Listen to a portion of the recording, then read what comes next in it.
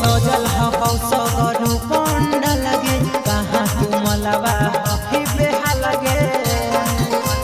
हेगे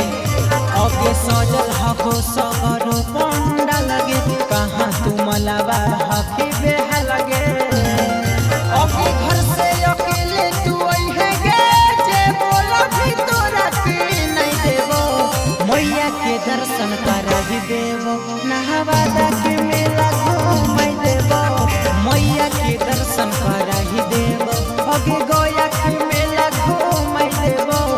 मैया के दर्शन करहि देबो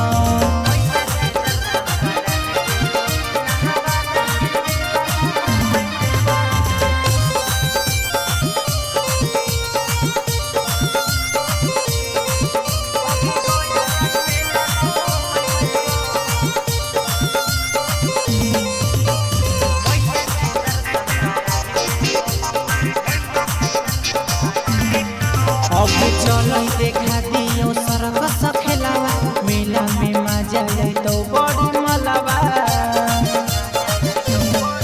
अभी चल देखा दियो सर्कस खेलावा मेला में मजा तो बड़ी मलबा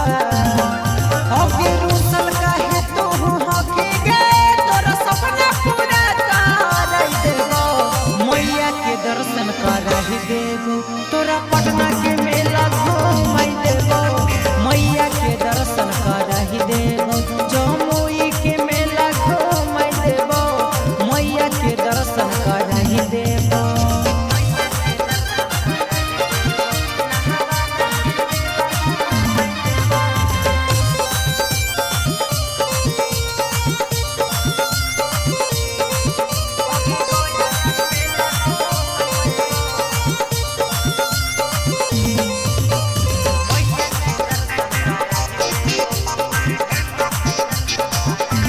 झुलाया सामान चढ़ा देबो बेबी तोरा खिला देबो गरम जिलेबी